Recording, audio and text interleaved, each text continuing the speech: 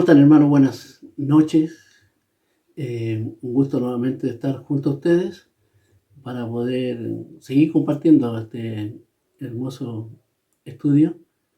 En esta ocasión nos toca ver, ya entramos a ver el libro de los jueces. Hemos concluido un apasionante libro de Josué, lo hemos ido analizando rápidamente. En las 3 clases anteriores, ahí ustedes pudieron ver parte ya de la historia, el tiempo de la conquista, el periodo de la conquista. Y ahora vamos, como dice el libro, vamos a ver el periodo turbulento de transición. ¿Por qué es turbulento? Porque suceden muchas cosas en el libro de los jueces, lo cual vamos a tratar de verlo en la introducción. Vamos, como en todo libro, siempre hay una introducción que nos lleva a situarnos tanto en el contexto histórico, en el contexto social, en el contexto político que estaba sucediendo en aquel entonces, y eso es lo que vamos a analizar en esta clase y tratar de avanzar para ver si llegamos a tomar los 3 primeros capítulos del libro de Jueces. Bien, primero, nombre y protagonista.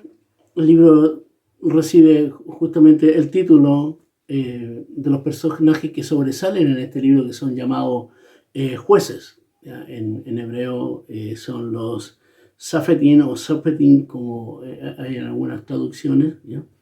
Estos hombres fueron, Dios los levantaba en momentos difíciles que estaba aconteciendo con el pueblo, y los cuales se levantaban justamente para liberar al pueblo de las naciones opresoras o de los pueblos opresores que quedaron en la tierra de Canaán. ¿Ya? Recuerden que la tierra, si ustedes ya leyeron algunos capítulos que debían haber leído, y si leyeron los apuntes del libro, nos vamos a encontrar, o se encontraron con que Israel no cumplió con lo que Dios les había ordenado, y que tenían que desalojar o erradicar o echar fuera a todo el pueblo que habitaba en esa tierra de Canaán, que eran muchos pueblos. Ya se llaman los cananeos porque vivían en la tierra de Canaán, pero en sí eran, ahí menciona la Biblia que estaban los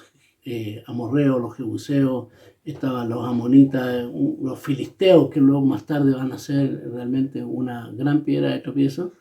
Así que estos eran los que oprimían, y Dios levantaba a estos personajes llamados los jueces para poder sacar al pueblo en adelante. Una vez que ellos ganaban las batallas por mano de estos hombres que Dios había levantado, Dios los colocaba ahí y ellos gobernaban al pueblo. No administraban justicia como los jueces que conocemos hoy en día, o como en el caso de Moisés, que él administraba justicia personalmente. Recuerden que una era en el capítulo 18 del libro de Éxodo, cuando llega Jetro a darle la recomendación a Moisés, porque Moisés, él aplicaba justicia individualmente, él veía quiénes ofendían y quiénes se ofendían, y él practicaba justicia entre particulares. ¿Ya? Entonces acá no, acá los jueces no administraban justicia, vale la redundancia, no, entre problemas entre individuos. Entonces, por lo tanto, ellos, más que jueces civiles, eran libertadores, ¿ya? Eran libertadores y gobernadores. También, a diferencia de los reyes, que los reyes sucedían en dinastía. Por ejemplo, si el padre era rey, ya luego cuando entremos a los libros de primero de Samuel y de ahí en adelante, lo que se conoce como los libros de los reyes, los libros de los crónicas, el libro de las crónicas, vamos a encontrar cómo los reyes se van sucediendo y van por dinastía, ellos van quedando los gobernantes. Acá no es porque el padre haya sido juez, el hijo, que si es que hay hijos de por medio, el hijo tenía que ser juez. No, el cargo no era heredable, ¿ya? Y lo otro que no, por regla general, no actuaban en varias tribus. O sea, si un juez se levantaba, por suponer un ejemplo, en la tribu de Dan, ese juez no tenía jurisdicción o no actuaba como juez en la tribu de Judá, por así decirlo, ¿ya? Entonces vamos viendo que no era de esa la forma que se daba. Sí se daba muy posiblemente a menudo o en algunas ocasiones que gobernaban jueces contemporáneos. O sea, un juez gobernaba en una tribu y otro juez en la misma época, en la misma fecha, gobernaban en otro territorio. Los jueces, ¿de dónde procedían? De cualquier estrato social. No se estudiaba para juez, ya no era que ellos se preparaban o estudiaban o ejercían algún cargo especial y después por mérito llegaban a ser jueces. No, ellos venían de Dios los levantaba, eran hombres que Dios levantaba en cierta ocasión, en su soberanía. ¿Ya? Dios levanta a hombres con un propósito específico y estos hombres venían como los profetas. ¿Ya? Los profetas venían, Dios los levantaba de cualquier lugar. Recordemos el caso de Amós, cuando Amós declara y dice: yo no soy profeta ni hijo de profeta, soy boyero, recojo higos silvestres, ¿ya? Porque eran hombres que Dios levantaba en su momento. Incluso encontramos en el relato bíblico que hay una mujer como jueza, y esta es, su nombre todos la conocemos, es Débora, ¿ya? ¿Qué rasgos tenían en común? Que todos ellos fueron elegidos por Dios para poder sacar de la esclavitud al pueblo, de lo que decíamos anteriormente. Los pueblos venían, subyugaban a los hebreos, esos pueblos que quedaron, que dejaron ellos de ahí, a los cuales no arrojaron de la tierra. Entonces Dios los levantaba, ¿ya?, para poder liberar a su pueblo. Y la otra característica es que eran investidos por el Espíritu de Dios, ¿no? Recuerden que antes la relación no era como la gran bendición que tiene la iglesia hoy en día. Ya el Espíritu Santo mora dentro de nosotros. En el Antiguo Testamento la mayoría de los relatos dice que el Espíritu vino sobre ellos, no moraba dentro de aquello. Eran hombres que tenían muchos defectos, ¿ya? Y defectos morales. Vamos a ir analizando más adelante que hombres como en el caso de Sansón, un hombre con muchos defectos morales, si ustedes lo analizan, y ya me imagino que muchos predicadores hemos predicado en alguna ocasión de Sansón.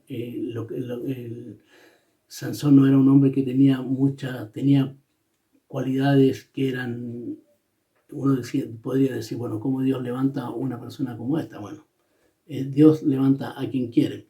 Entonces tenían algunos defectos o varios defectos morales, pero sí lo que había en ellos, había mucha valentía.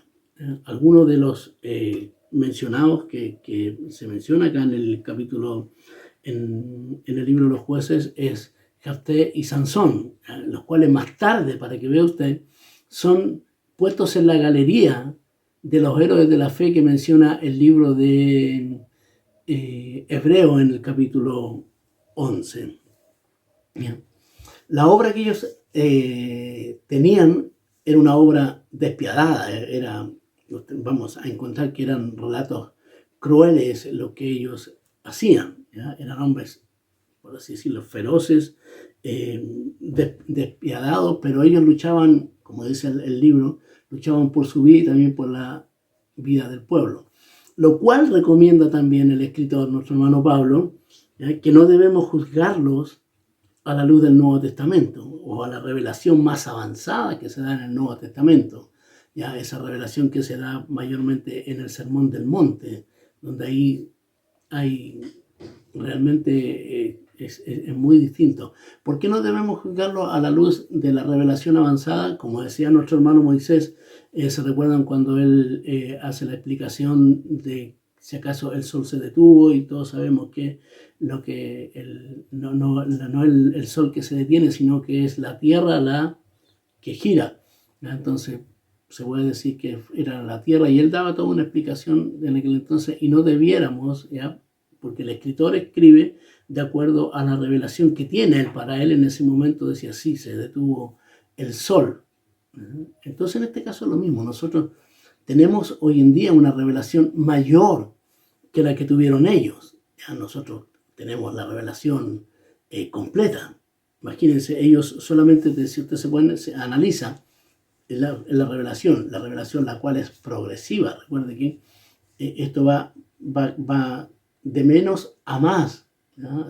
Nosotros, cuando empezamos a estudiar desde el Génesis, desde el comienzo, pero nosotros tenemos hasta el Apocalipsis, tenemos toda la revelación, ¿ya? Entonces, en aquel entonces, no se puede juzgar a estas personas a la luz de la revelación completa que se da en el Nuevo Testamento. De estos jueces se consideran 6 que son más importantes. ¿Por qué son más importantes? No es porque hayan sido mejores jueces que otro, o porque eran, por así decirlo, entre comillas, eran regalones de Jehová o de Dios. No. Es como los profetas también, ¿ya? Usted sabe que en nuestro canon bíblico hay profetas, se divide por profetas mayores y profetas menores. ¿Ya? Tampoco ahí es porque un profeta sea más importante que otro. Los profetas mayores es porque sus escritos son más extensos, y los profetas menores, sus escritos son más reducidos. Esa es la única diferencia. Por eso se llama mayores y menores. Es solamente por la calidad de sus escritos. Unos son más extensos. Acá es lo mismo. ¿Por qué? Porque sus hechos son más detallados. Hay más detalle en la vida de aquello. Por ejemplo, menciona el caso de lo más importante: Otoniel, Ahod, Barak, Gedeón, Jefté y Sansón. ¿Ya? Los otros 6, sus actividades se narran más brevemente. De hecho, hay uno que solamente sus relatos son un par de versículos, nada más. Hubo otros 2 jueces que parecieran, o los que se describen en el libro de Primero de Samuel, que son Elí y Samuel, pero al parecer ellos gobernaron en todo el territorio de Israel. Creo que son los únicos 2 jueces que se mencionan en la Biblia que gobernaron en todo el periodo de Israel. Recuerden que los anteriores solamente eran locales, en sus territorios, en sus tribus. Estos 2 no, estos 2 al parecer gobernaron toda la nación de Israel un poquito antes que se inaugurara la monarquía. Bien, vamos entonces a ir a la fecha y al autor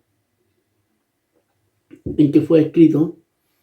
Me van a disculpar, yo tomo bastante agua porque se me seca mucho mi boca por algún problema que tengo. Así que por eso es que me ven a veces tomando un poco de agua. Según la tradición judía, el autor fue el profeta Samuel, ¿ya? No hay certeza de que esto así fuera. Solamente se puede decir también que fue la fecha de la cual fue escrita, fue después de la coronación de el rey Saúl, el primer rey que tuvo Israel. ¿Por qué?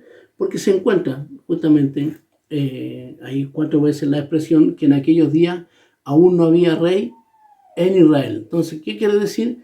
Que si no había rey es porque todavía, ¿ya? Se estaba en el periodo de los jueces. Así que eso es más o menos por quién fue escrito y la fecha en que fue escrito. ¿Cuál era el periodo en que se estaba dando todo este suceso del libro de los jueces? Aquí hay una comparación un poco con el libro de Josué, ¿ya? Para que veamos cómo era la situación en Josué y cuál era la situación que estaba pasando acá con los jueces de Israel, en este libro de los jueces. Primero, que Josué era un libro de victoria, netamente de victoria. Recuerden que Josué narra victoria tras victoria. Hay una sola derrota, que era una de las preguntas del cuestionario, que fue la derrota de Jai a causa del pecado de Acán. La única derrota que relata el libro de Josué. Entonces hay un libro totalmente de victoria. Jueces es todo lo contrario. Así como Josué era un libro de victoria, Jueces es un libro totalmente de derrota. En el libro de Josué dice el escritor que se relatan o habla de la conquista de 7 naciones en 7 años. Imagínense, 7 años que se conquistó la tierra y se conquistaron 7 naciones. Jueces describe todo lo contrario, describe 7 apostasías, o sea que el pueblo se apartó de Dios, ¿ya? 7 opresiones, o sea que el pueblo, en 7 ocasiones, el pueblo fue oprimido por los pueblos que ellos mismos dejaron ahí. Más adelante vamos a ir a ver un poquito aquel relato que menciona la Escritura. Y se mencionan 7 liberaciones, ¿ya? Porque el pueblo, obviamente, ellos eran oprimidos, clamaban a Dios y Dios los libertaba. ¿Qué pasó después de la muerte de Josué? Hubo una gran decadencia moral en Israel. ¿Por qué? Porque carecieron y no había un gobierno central, no había una cabeza que gobernara toda la nación, como lo era con Josué. Israel fue un pueblo que gobernó y fue guiado porque tenía una cabeza central que era el líder de Israel, que fue Josué, así como fue en el tiempo de Moisés. Entonces no había un gobierno central y la cooperación que ellos podían haber tenido, la ayuda que tenían mutua, ya dependía única y exclusivamente de la religión común que tenían, que era Dios. ¿Ya? La unidad que ellos podían tener en cuanto a las cosas de Dios era la única cooperación que ellos podían tener. ¿Ya? Entonces, la lealtad a Dios les traía a ellos unidad y victoria, lo que trajo a Josué, y por eso es que la conquista fue impresionante la que hizo Josué, porque eran hombres y mujeres, y mayormente los hombres de guerra, y el pueblo en realidad tenía una unidad con Cristo, eran fieles a Dios. Entonces, cuando hay lealtad a Dios, hay victoria, hay triunfo, ¿no? Pero cuando hay desobediencia y hay apostasía, ¿qué es lo que acontece? La apostasía dice que lleva a la debilidad y al sometimiento de los adversarios, ¿ya? Entonces, sin autoridad central, ¿qué pasaba con ellos? Como es un relato que vamos a ver continuamente, que cada uno hacía lo que bien le parecía. Obvio, si no hay una cabeza, no hay una autoridad que gobierne, cada cual va a tomar decisiones que podían hacerlo. ¿Qué más vamos a ir viendo en este libro? Había anarquía, ¿ya? Porque todo eso trae cuando no hay una cabeza visible. Hay anarquía, hay violencia entre ellos, incluso hasta en los líderes había violencia, no había unidad en ellos.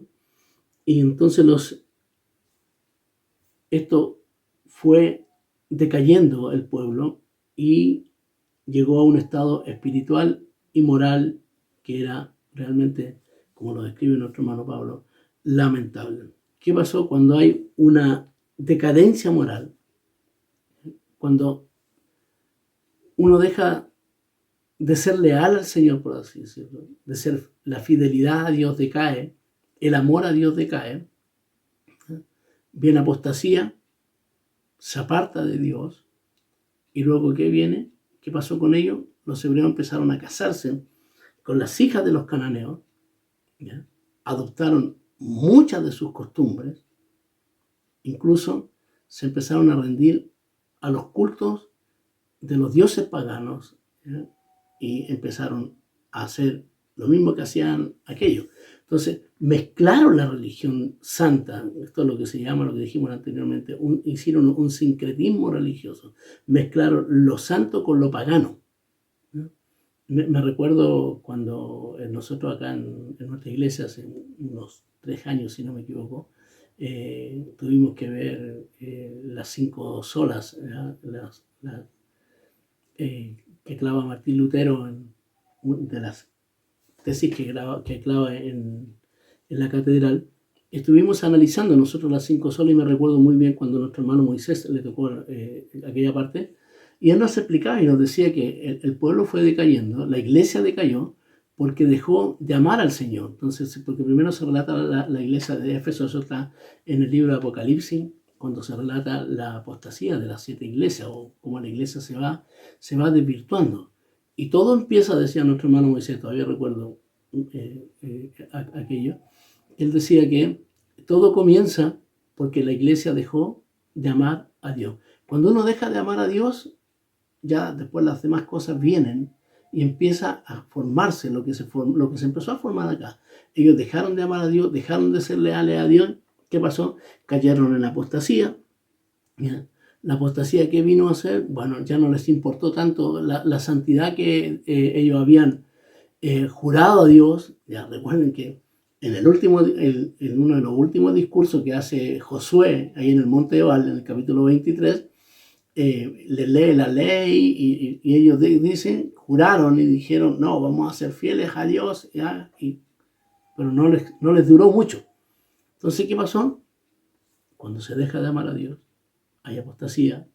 La apostasía ya no importa, si acaso son leales a Dios, se empezaron a casar con cananeas, las cananeas desvirtuaron el corazón de ellos, empezaron a adorar a otros dioses, entonces ya no había una fe monoteísta, sino que esa fe estaba completamente amenazada. ¿Y esto qué conlleva? Conlleva una situación social paupérrima, pésima, ¿ya? Porque en muchos lugares, ¿ya?, los israelitas no disfrutaban de la vida que realmente Dios deseaba para ellos y que ellos querían, y que Dios quería que ellos disfrutaran. Recuerden que Dios les prometió una tierra que iba a fluir leche y miel. Eso significa que iba a ser una tierra en abundancia y de los cuales ellos iban a disfrutar. Entonces ya no había paz ni seguridad para ellos. Se menciona la cronología, hay diferencia en el orden cronológico, en que suceden estos hechos. Al parecer hay errores que son glosas, por así decirlo, que son errores de número, ¿no? Así que ahí en el cuadro que ustedes tienen en sus escritos, ven las fechas más o menos por las cuales podrían haber acontecido que gobernaron estos jueces en Israel. El propósito, ¿cuál es el propósito del libro? Como en todos los libros hay un propósito. ¿Cuál es el propósito del libro? ¿Va? Entonces vamos a verlo. Bien, el propósito del libro, como todos los libros, tiene su propósito. Esto es, volvemos nuevamente a algunos aspectos bíblicos. Para escribirlo siempre tiene que haber un propósito. Por ejemplo, en las cartas apostólicas hay un propósito al por qué se escriben las cartas. ¿Ya? Algo está aconteciendo en alguna iglesia, se escriben las cartas para poder solucionar aquellos problemas. Acá también, en los libros se escriben con algún propósito. Nuestro hermano Pablo proporciona algunos puntos de por qué se escribe este libro. Y lo primero es que para relatar la historia del pueblo en el periodo comprendido entre la muerte de Josué y la instauración de la monarquía. No tiene el interés, parece el autor, de escribir todos los aspectos históricos que puedan haber acontecido, sino que él más bien lo que saca son las lecciones que son lecciones espirituales, las cuales le pueden servir para lograr el propósito que él tenía al escribir el libro. Ese es uno de los propósitos. Lo segundo, dice nuestro hermano, que es demostrar la personalidad de Jehová, la personalidad de Dios, que Él es santo y castiga a su pueblo. ¿Ya? ¿Lo castiga por qué? Porque ellos han caído en pecado, entonces los castiga por sus pecados. Pero también muestra el otro carácter, o el carácter firme de Dios, que Él es misericordioso. ¿Ya? Esto tiene que ver con atributos de Dios. El que Él es santo es un atributo de Dios. ¿Ya? Él es santo porque es santo, no hay, ¿ya? No, y ese atributo Él lo comparte igual con nosotros, pero ahí se muestra entonces la personalidad de Dios. Él quiere demostrar su santidad, pero como Él es santo, tiene que castigar el pecado. Pero cuando castiga el pecado y hay arrepentimiento, hay misericordia y deja la puerta abierta para la salvación, o para el hombre o el pueblo que se muestra arrepentido. Entonces el libro enseña, ¿ya?, que la opresión es un castigo por la infidelidad, pero la liberación es el resultado del retorno a Dios. Entonces se debe entender aquello, o sea, no porque Dios sea un Dios amoroso, no va a castigar el pecado. Pero así como Él castiga, Él también tiene misericordia en perdonar. Como dijo un predicador en una ocasión, ¿ya? No hay pecado tan grande que Dios no pueda perdonar. O sea, no hay pecado tan pequeño, ¿ya?, que Dios no pueda perdonar, ni pecado tan grande que no active su misericordia.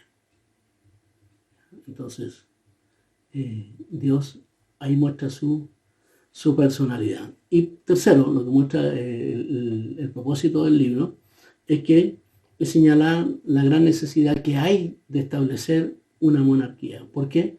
Porque no existe, como hemos visto, un gobierno central. ¿Ya? No hay un gobierno fuerte como lo había en la época de Josué. En la época de Josué no era necesario tener un gobierno de que existieran reyes. ¿Por qué? Porque había un gobierno, una cabeza. Acá no la había, la hemos estado analizando. Entonces el libro quiere mostrar aquello, ¿ya?, que hay la necesidad de un gobierno central. Entonces, y eso lo va a llevar a cabo la monarquía.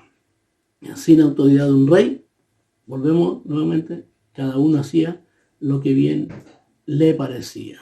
¿Ya? Entonces, eso es más o menos el propósito del libro. Bien, el tema del libro, ¿cuál es?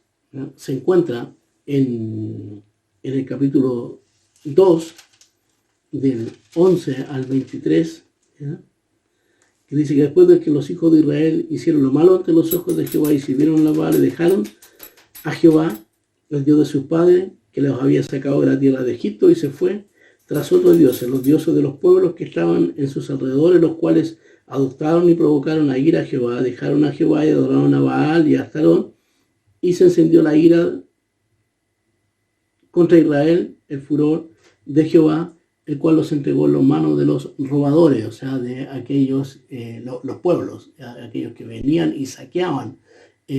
Vamos a ver más adelante que ellos esperaban que el pueblo sembrara, y cuando estaban lindas las cosechas, listas para la siega, venían los otros pueblos y robaban las cosechas. Entonces los despojaron y los vendió en manos de sus enemigos. ¿Ya? Entonces el versículo 16 dice, y tanto Jehová levantó jueces para librarlos de la mano de ellos, pero tampoco oyeron a sus jueces, sino que fueron tras los dioses ajenos.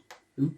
Entonces, vemos aquí que ahí es donde va a aparecer el tema del libro. Presenta las experiencias, ¿ya?, del pueblo escogido. O sea, esto que yo acabo de leer presenta lo que era el pueblo de Dios. ¿Ya? El ciclo en el libro de los jueces era pecado, ¿ya?, el pueblo deja a Jehová. Este es un círculo, hermano. ¿ya? Es un círculo que se da en todo el libro. Cada momento lo vais viendo, cada vez que Dios va a levantar un juez, es porque este ciclo se está cumpliéndose. Es en todo, ¿ya? Entonces lo primero es que el pueblo deja a Jehová. El pueblo cae, Dios lo entrega en servidumbre, ¿ya? El pecado los subyuga y los hace súbditos de otro o los hace esclavos de sus enemigos. Tercero, viene la súplica, ¿ya? Al tiempo Israel clama a Dios arrepentido. Y lo cuarto es que Dios envía salvación. Jehová responde a la súplica levantando un juez. Pero este es un ciclo constante que se da, ¿ya? Dios levanta un juez, pasa este círculo que yo le dije, ¿ya? Que levanta un juez, después ese juez muere, Dios, nuevamente el pueblo, ¿qué hacen? El pueblo peca, ¿ya? Sigue a otros dioses. ¿Qué acontece después de aquello? En castigo Dios los entrega en manos de sus enemigos. ¿Qué acontece después? Al ver el pueblo que está castigado y está siendo azotado y está siendo abrumado por sus enemigos, el pueblo en la aflicción clama a Dios. Y por último, el último ciclo es que como claman a Dios y Dios es misericordioso porque el pueblo se vuelve a arrepentir, entonces Dios envía un libertador. Ese es el ciclo del tema. Entonces, por tanto, el título del libro de los jueces, es un título muy acertado que dice que es un ciclo constante de apostasía, castigo, arrepentimiento y liberación. Ese es el título del libro, ¿ya? Recuerden que Josué tenía, en el libro de Josué también tenía un título, ¿se recuerdan? Bueno, este también, así como después vamos a ver el libro de Ruth, que tiene un título, Samuel, los reyes, las crónicas, y así sucesivamente. Cada libro va a tener un título por el cual se describe más o menos, el título siempre va a describir de lo que se trata el libro, como cuando usted compra un libro secular, ya por el título más o menos uno capta o entiende para dónde va a ir la trama, ¿ya? Entonces, el contenido y la estructura del libro, que esto sería como el bosquejo, ¿ya? Es la continuación del libro de Josué. Comienza con la muerte de Josué, que fue un gran caudillo o un líder, como usted quiera llamarle, ¿ya? Y llega hasta el periodo de la monarquía, ¿ya? Donde prontamente va a venir el gobierno de un rey o se va a instaurar la monarquía, ¿ya? Está comprendido en tres partes iguales, ¿ya? Una introducción que presenta la situación político y religiosa de las 12 tribus que componían el pueblo de Israel. Lo segundo es el cuerpo del libro, que describe el continuo ciclo de pecado, opresión, oración y liberación, lo que veíamos anteriormente. Y tercero, hay dos apéndices históricos que relatan algunas migraciones, ¿ya? Bien, ahí encontramos entonces el bosquejo, que son las campañas independientes de cada tribu, el mensaje del ángel de Jehová y los ciclos religiosos y políticos. La segunda división es la historia de las opresiones y libertadores. Ahí Dios empieza a levantar jueces. A Otoniel en Mesopotamia, a Og en Moab, en Filistea toma a Sangar, en Canaán toma y Azor toma a Débora y Barak, que aquí aparece una mujer como juez, la que mencionábamos anteriormente. En Madián toma a Gedeón para ser el libertador. En Amalek y Tola toma a Yair. En Amón toma a Jafté.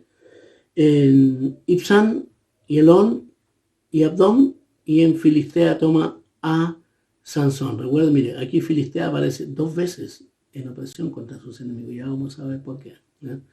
Entonces, y después, por último, la situación moral y social de la época de los jueces. Bien, entonces, ya nos metemos de lleno ahora en lo que es el relato bíblico, la historia bíblica. El relato de los jueces, ¿ya? El libro narrado, ¿ya? Comienza con las victorias incompletas de las tribus. ¿Se recuerdan que Dios dijo, yo les daré, a Josué le dijo, te daré todo lo que pise la planta de tus pies? Bueno, no, la tierra no fue conquistada del todo. Ellos dejaron pueblos, los cuales no echaron de aquel lugar, ¿ya? Entonces se establecieron en forma lenta, pero con mucha dificultad. ¿Qué pasó con esto? Que las tribus heredaron, ¿ya? Y empezaron a hacer guerras aisladas. O sea, no se juntaron como un solo hombre, como lo hicieron con Josué, no. Ellos empezaron a hacer guerra aisladamente. Y aquí encontramos la primera guerra que la hace Judá. Ya dice que aconteció después de la muerte de Josué, que los hijos de Israel consultaron a Jehová diciendo, ¿quién de nosotros subirá primero a pelear con los cananeos? Y Jehová respondió, Judá subirá, y aquí que yo he entregado la tierra en sus manos. Y Judá dijo a Simeón su hermano, sube conmigo al territorio que me he adjudicado y peleemos contra el cananeo, yo también iré contigo al tuyo. Y Simeón fue con él y subió a Judá y entregó en su mano al cananeo, al fereceo, e hirieron con ellos a Besec a 10.000 hombres. Entonces ahí ya comienza el relato de las conquistas de estas tribus. Ya Josué había muerto, ¿ya? Pero ¿qué pasó? Las hacían en forma aislada. ¿Qué pasó con eso?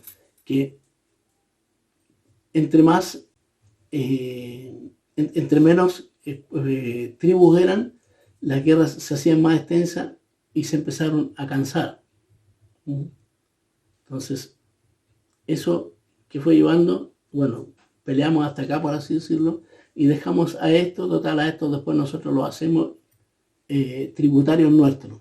Pagaban, los pueblos que eran tributarios, pagaban, por así decirlo, cierta cantidad de dinero o con algunos bienes materiales, protección. Después vamos a ver más adelante que Israel es tributario de algunos imperios y de algunos pueblos. Increíble. Ya lo que Dios no quiso, ellos por su desobediencia lo hicieron. Entonces ellos preferían tener pueblos ahí tributarios y nunca los sacaron. Como le digo, al principio tuvieron éxito, dice, pero más tarde sus energías se debilitaron, ¿ya? Su victoria sobre Jerusalén fue en forma parcial y de corta duración. ¿Qué aconteció con ello? ¿Qué acontece? ¿Ya?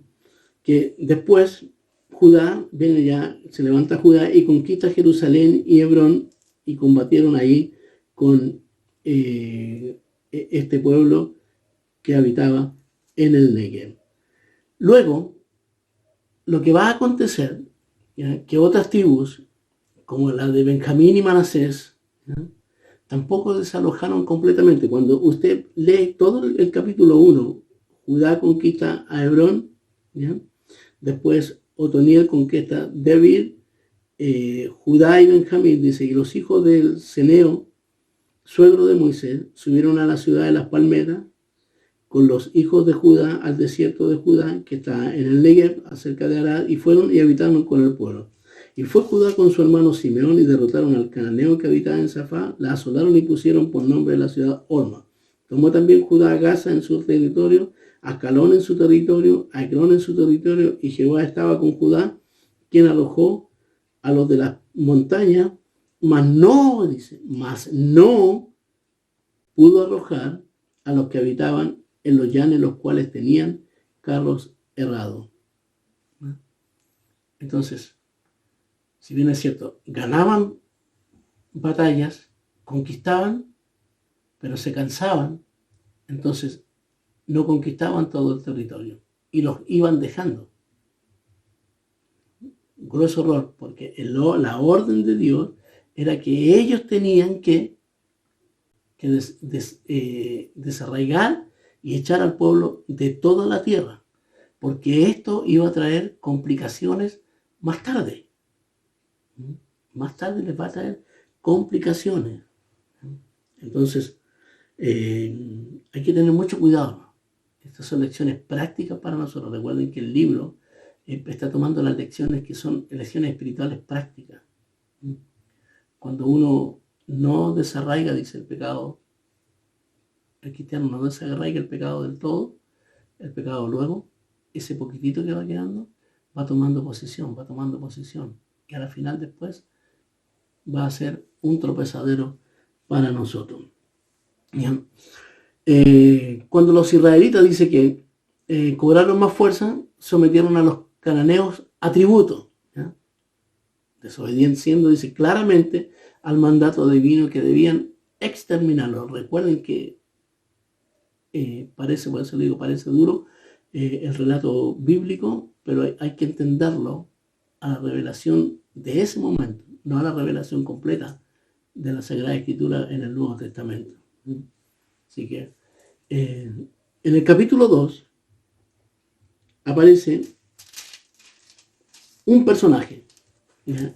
El ángel de Jehová nuevamente aparece. ¿Se recuerda el ángel que apareció en el campamento de Gilgal, que le aparece a Josué en el capítulo 5?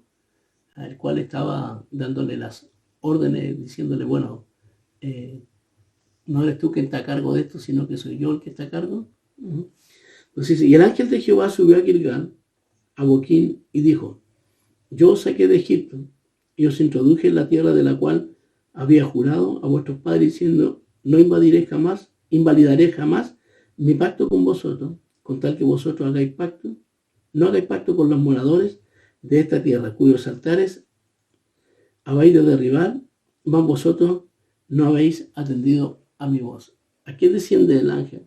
¿No? Este personaje que también estaba en una pregunta, ¿quién era el ángel de este ángel de Jehová? Bueno, muchos escritores aluden que es el Cristo preencarnado.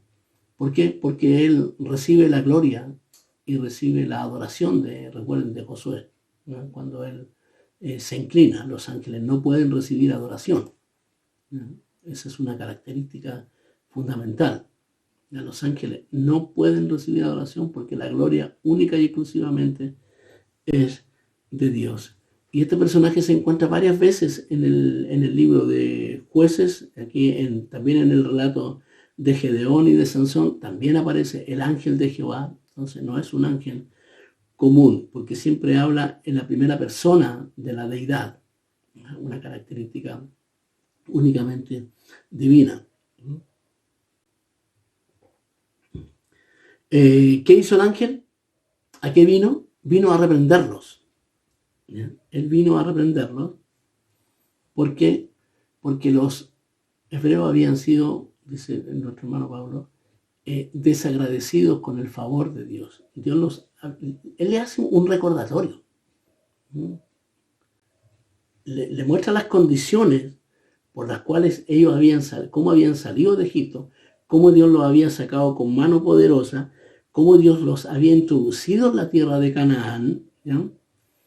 Y también el mandato era que no debían formar alianzas con los cananeos, ¿ya? Pero ¿qué hicieron ellos? Hicieron todo lo contrario. Dice, yo no voy a invalidar mi pacto, ¿ya? No voy a invalidar mi pacto con tal que ustedes hagan pacto, que no hagan pacto con los moradores. O sea, si ustedes hacen pacto con los moradores, bueno, mi pacto. Por eso es que es tan importante para ellos el recordatorio del último discurso de Moisés ahí en el capítulo 28 y 29 del libro de Deuteronomio, que dice, yo coloco sobre vosotros aquí las bendiciones y las maldiciones. Si ustedes obedecen a Dios y son fieles a Dios, las bendiciones caerán sobre sus vidas y sobre sus descendencias. Pero si ustedes son desobedientes a Dios y le dejan, van a caer todas las maldiciones que hay escritas en este libro. Entonces, yo coloco dos frente a ustedes, por así decirlo, dos caminos. Sepan ustedes cuál eligen. Entonces, eso es lo que estaba aconteciendo acá. Ellos se habían olvidado. Es decir, ¿por qué han hecho esto? Por tanto, yo también digo, no echaré, esto es impresionante, dice, no echaré delante de vosotros, ¿ya? Sino que serán azotes para vuestros costados y sus dioses serán tropezadero. Cuando el ángel de Jehová habló estas palabras, ¿qué hizo el pueblo? Lloró y se arrepintió.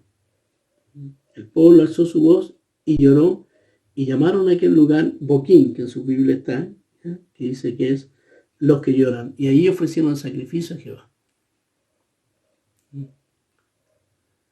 Porque eso era lo que estaba pasando. Se alejaron, ¿ya? Se alejaron de Dios. Entonces la promesa que Dios dijo, bueno, yo a ellos no los voy a echar de la tierra. Y a los dioses que hay tampoco. Pero los van a tener siempre enfrente. Uno era un castigo y la otra era una prueba. Cuando les dice, yo no echaré, ¿ya?, delante de vosotros, o sea, ¿a quién no echa delante de ellos? A los pueblos que ellos no quisieron echar. Eso era un castigo, porque algo iba a acontecer después con ellos. Ellos iban a ser esclavos de estos hombres, ¿ya?, y por muchos años. Y después lo otro era una prueba. Los dioses que iban a quedar delante de ellos, tampoco Dios los iba a sacar. Y esa es la mayor prueba. Porque ¿a quién vamos a servir? ¿A los dioses de los amorreos, de los filisteos, o vamos a servir a Jehová? O sea, hay un castigo por la desobediencia y hay una prueba a la fe, a la única fe, a la fe del Dios verdadero. El versículo 6 relata la muerte de Josué, ¿ya? No describe a grandes rasgos lo que es la muerte de Josué, ¿ya?, sino que aquí vienen ciclos, como dice, religiosos y políticos. Ya dice, porque ya Josué había despedido al pueblo y los hijos de Israel se habían ido cada uno a su heredad para poseerla. Y el pueblo había servido a Jehová todo el tiempo de Josué. O sea, cuando había un gobierno central, un líder de Dios, que Dios había levantado, dice que el pueblo sirvió a Dios en todo el tiempo que Josué vivió, ¿ya? Y los ancianos que sobrevivieron a Josué, los cuales habían visto todas las grandes obras de Jehová que él había hecho por Israel. Y esto, hermano, yo no sé si cuando usted lo leyó, hermana, cuando usted lo leyó, ¿ya?, joven, señorita, que está tomando este curso, o tú que lo vas a ver más adelante, no sé si te causó algo. A mí me causa, me impacta cada vez que yo paso por este pasaje y me detengo a meditar. Miren lo que dice acá. Había muerto Josué y murió toda la generación de ancianos que habían visto las misericordias de Dios, como Dios había hecho con ellos la conquista y todo el asunto. Entonces dice, pero murió Josué, estamos en ¿ya? Pero murió Josué, hijo de un siervo de Jehová, siendo de 110 años, y lo sepultaron en la heredad de Timansera. Versículo 11.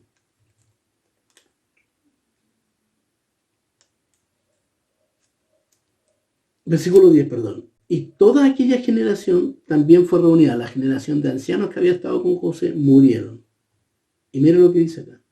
Y se levantó después de ellos otra generación que no conocía a Jehová ni la obra que había hecho por Israel. Esto es impactante. Esto es impactante. Murieron los ancianos, pero murió toda una generación. Se levanta una generación que no conocía a Dios. ¿Puede creer eso usted? ¿Y eso pasa hoy en día? Pasa. ¿Cómo se puede levantar una generación? Después, aquí, ¿qué es lo que ha pasado quizás? Que quizás sus padres no cumplieron con la ley oral. No recordaron el Deuteronomio capítulo 5, cuando Dios ahí da lo que se conoce la Shema y después toda la declaración de que les repetiré estas palabras que yo os mando, cuando anden en el camino, cuando se detengan, las atarás a su cuello, las colgarás en los dinteles de tu puerta, las colgarás en los muros, cosa que ellos tenían, la traducción oral. Parece que no fue transmitida por los padres, porque se levanta una generación que no conoce a Dios. Yo siempre le digo acá a los hermanos, estamos a una generación que se pierde el Evangelio. ¿Sabe por qué? Porque si yo no le traspaso a mis hijos la palabra de Dios, el amor a Dios, la pasión por Dios, la pasión por el Evangelio, y no le transmito a ellos las obras que el Señor ha hecho con nosotros, conmigo mueren y ellos no van a tener idea. Hay una responsabilidad también en los padres. Se levanta una generación que no conoce a Dios, y aquí viene la apostasía de Israel. Después los hijos de Israel hicieron lo malo ante los ojos de Jehová y sirvieron a los Baales. Dejaron a Jehová, el Dios de sus padres que les había sacado de la tierra de Egipto, y se fueron tras otros dioses. ¿Por qué? Porque no conocían a Jehová. Entonces se fueron, les daba lo mismo a quien servir. Y dejaron a Jehová y adoraron a Baal y a Astarot, y se encendió contra ellos el furor de Jehová, los cuales se entregó en manos de los robadores que les despojaron, lo que vimos anteriormente. Y Jehová levantó, el versículo 16, y Jehová levantó jueces que los librasen de la mano de los que los despojaban, pero tampoco oyeron a sus jueces, sino que fueron tras dioses ajenos, los cuales adoraron y se apartaron pronto del camino que anduvieron sus padres, obedeciendo el mandamiento de Jehová. Aconteció que al morir el juez, ellos volvían atrás. El ciclo constante de apostasía. El pueblo peca, el pecado los lleva a la esclavitud. Cuando están en la esclavitud, ellos claman a Dios. Dios, como es un Dios amoroso y misericordioso con su pueblo, envía un libertador y los salva. Qué impresionante. Luego en el capítulo 13 en adelante, ya nuestros hermanos vamos a estar analizando ya cómo empiezan a obrar los jueces y cómo hay lecciones también maravillosas con algunos varones de Dios, pero nos queda una gran lección. Hermano, estamos viviendo tiempos no solo difíciles por la pandemia, sino que estamos viviendo tiempos difíciles porque hay una crisis en la teología. Y esto no es nuevo, esto es cíclico. Cuando se levantaron ya por ahí por el siglo XIX, entre el siglo XIX y el siglo XX, se levantó todo un movimiento filosófico, también creó una gran crisis en la teología. De hecho, hay un libro que se llama Crisis en la teología contemporánea. Cuando se levantaron los filósofos, se levantaron hombres como Karl Marx, hombres como Immanuel Kant, Nietzsche, filósofos que empezaron a sembrar la duda en cuanto a Dios, a la existencia de Dios. Y hoy en día estamos viviendo tiempos de apostasía. Y nosotros estamos llamados, y aquí tenemos un buen ejemplo en el libro de los jueces, que tenemos que tener cuidado. Dios es misericordioso, sí, pero no debemos vivir en un constante. Dios nos ha llamado a vivir en el libro de Josué, en victoria. Que muchas veces sí fallamos, caemos, sí, pero tenemos que tener esta lección. Y la mayor lección, una de las mayores lecciones que yo saco, es que soy responsable de la transmisión oral y la transmisión vidente hacia mis hijos de quién es Dios, este Señor tan misericordioso. Así que, hermanos, esperando que el Señor les bendiga grandemente a cada uno de ustedes, y nos vemos en las próximas lecciones. Que el Señor les bendiga.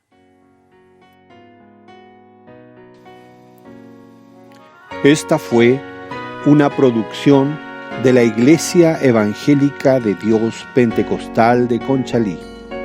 Le invitamos a seguirnos cada jueves en nuestro culto en línea a través de Facebook y cada domingo a través de nuestro canal YouTube. Para más información, visite nuestro sitio evangelica.cl. Que nuestro amado Dios les bendiga.